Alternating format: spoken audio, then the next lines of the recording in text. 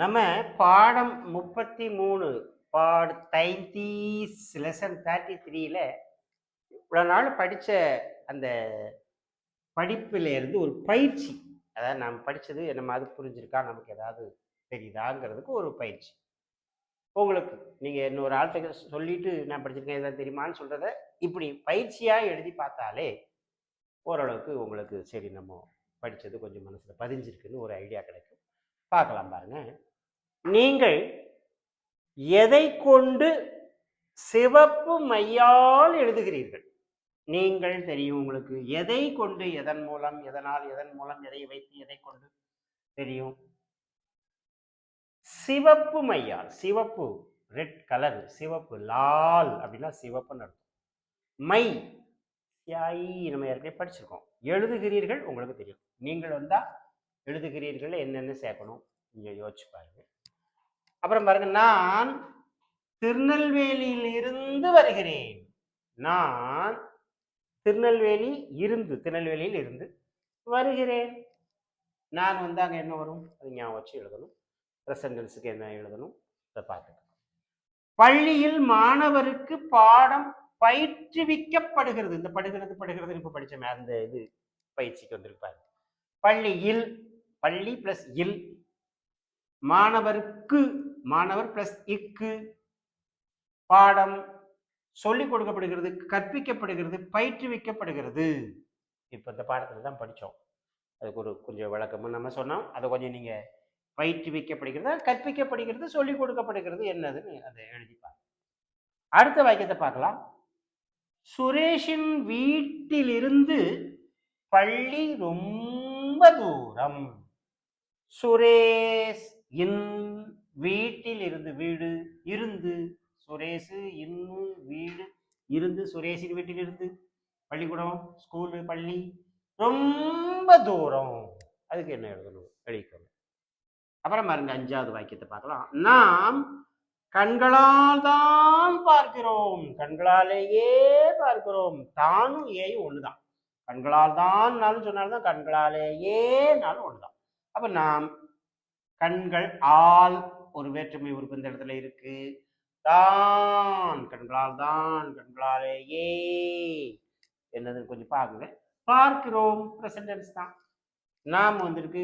கிரோமுக்கு என்னன்னு நீங்க யோசிச்சு எழுதணும். பார்த்தலுக்கு வெறுப்பு அது என்னன்னு பாருங்க. 6வது வாக்கியத்தை பார்க்கலாம். மரத்தை வெட்டினால் வறட்சி ஏற்படுகிறது. வறட்சி உண்டாகிறது, வறட்சி ஆகி விடுகிறது அப்படிங்கிறதுக்கு மீனிங்ல அது ஏற்படுகிறது. மரம் பிளஸ் ஐ, மரத்தை. வெட்டினால், வெட்டு பிளஸ் ஆளு, வெட்டினால். ஒரு வேற்றுமை உறுப்பு இருக்கு, இங்க ஒரு வேற்றுமை உறுப்பு அங்க ஒன்று இருக்கு. வறட்சி இந்த பாடத்துல படிச்சோம். ஏற்படுகிறது, இந்த ஏற்படுகிறதுக்கு என்ன சார்?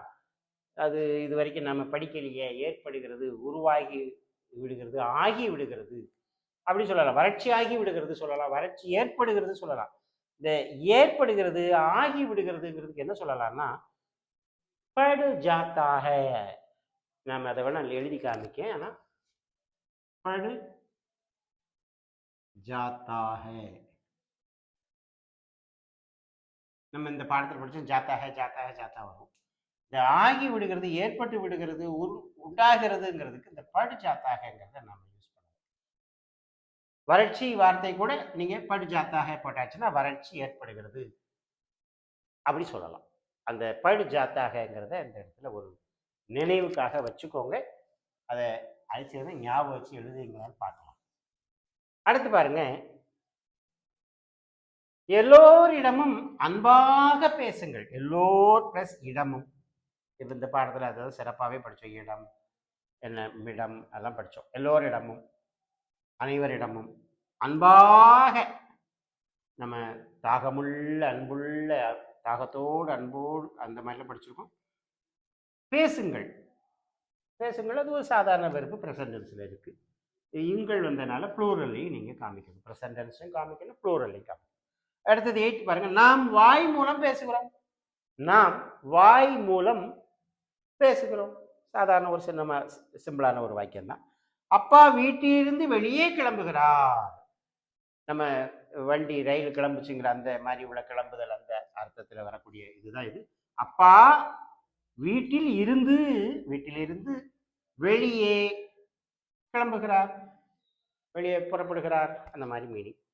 அடுத்தது பாருங்க, பாபநாசத்தில் இருந்து அம்பாசமுத்திரத்துக்கு 5 நிமிடத்துக்கு ஒரு பஸ் உள்ளது. ஏன் சார்னா அங்க இருந்தா டிப்போ இருக்கு. பாபநாசத்துல தான் நம்ம தமிழ்நாடு அரசு கேடிசி டிப்போவே அங்கே தான் இருக்குது. அதனால எல்லா பஸ்ஸும் அங்கே தான் கிளம்பணும், திருப்பி போகிற பஸ் அங்கே தான் போகணும்.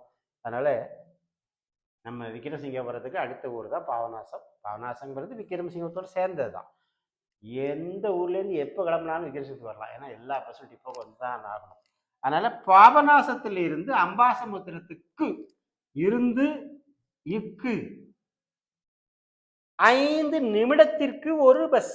அது என்ன சார்? நிமிடத்துக்கு ஒரு பஸ் அப்படின்னா என்ன சார்? இந்த